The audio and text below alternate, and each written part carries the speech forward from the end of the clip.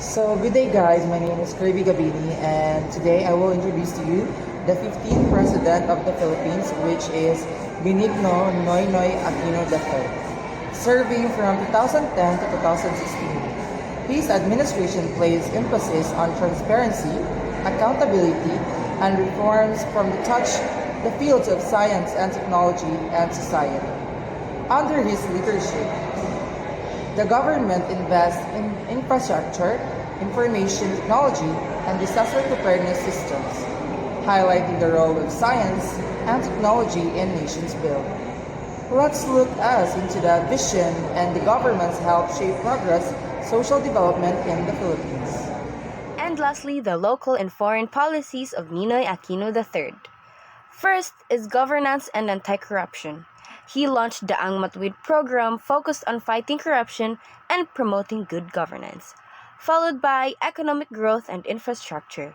During his term, he achieved 6.2% average GDP growth, boosted PPP projects like airport and expressways, as mentioned earlier by previous reporters, followed by social development and education. He expanded 4Ps and implemented K-12 reform.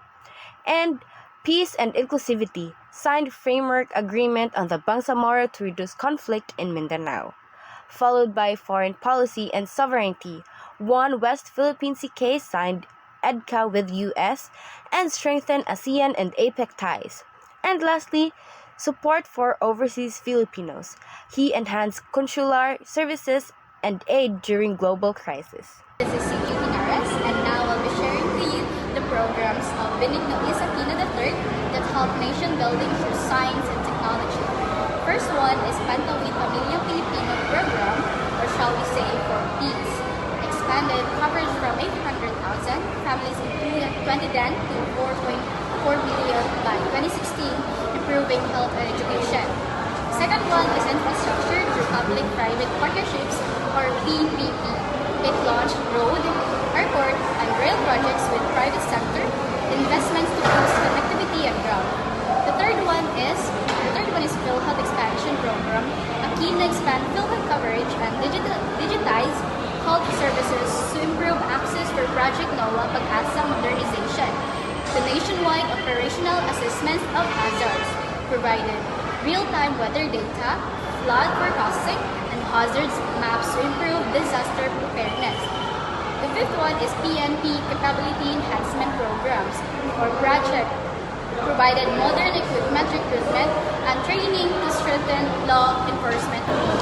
The sixth one is Educated Implementation Programs, K-12 rollout.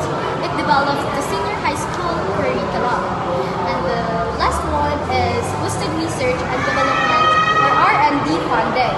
Aquino significantly increased funding for R&D through the Department of Science and Technology, or So this is the things that President Benigno Simeon III that achieves in science. So the first up is Project NOAA, or the National Operational Assessment of Hazards. Launched in 2012 under Aquino's instruction, this program improves the country's disaster prevention and mitigation capacity, deploys advanced geohazard mapping, automated weather and water level sensors, Doppel radars, load hazard maps, and tool apps like WebSafe, and R2 to deliver real-time hazard warnings. And the second one is the Diwata 1 microsatellite project. Under Aquino's administration, the Philippines successfully developed and launched its first microsatellite Diwata 1 built with the involvement of Filipino engineers. It was launched to the ISS on March 23, 2016 and carries cameras and sensors for Earth observation, monitoring land and water resources, agriculture, forestry, disaster response, and etc. Benigno Simeon Aquino III integrated contactless public transport payment system is known as the automatic fare collection systems and was linked to the Ninoy Aquino administration by making fare payments simpler and more convenient. Automatic fare collection system promote the usage of public transport. Transit agencies can minimize human error and processing delays by automatic fare collecting, which eliminates the need for manual collection. Automatic fare collection systems support the growing trend of cashless purchases boosting the accessibility of public transit for a wide range of customers. The President signed Executive Order 67, a project known as the Integrated Transport System will be established with the goal of connecting various modes and services of transportation. By making it easier for people and products to move around efficiently, integrated transport system improves economic productivity.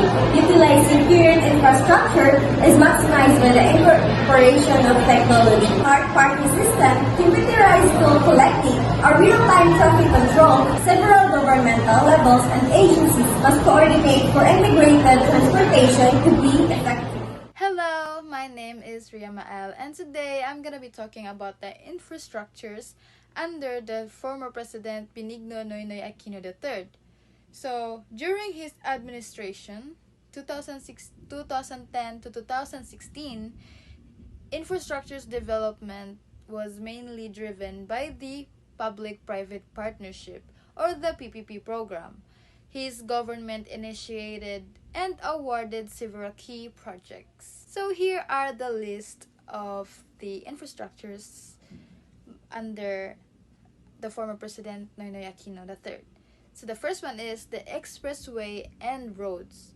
We have the Tarlac-Pangasinan-La Union Expressway.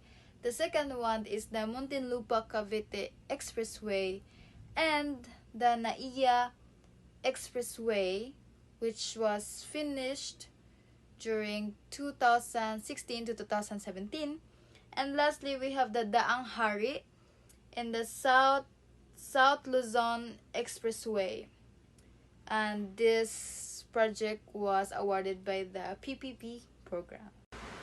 And for the second one, which is the railways and transport terminals. The first one is the LRT lane, the MRT tree, and lastly is the integrated transport terminal. And for the third one, we have the airports. The first one is the Mactan Cebu International Airport, Terminal 2, and the Puerto Princesa Airport. And the third one is the Ligandingan Airport in Misamis Oriental. And lastly is the Clark Airport and the Naiya expansion. And that's it. Thank you so much.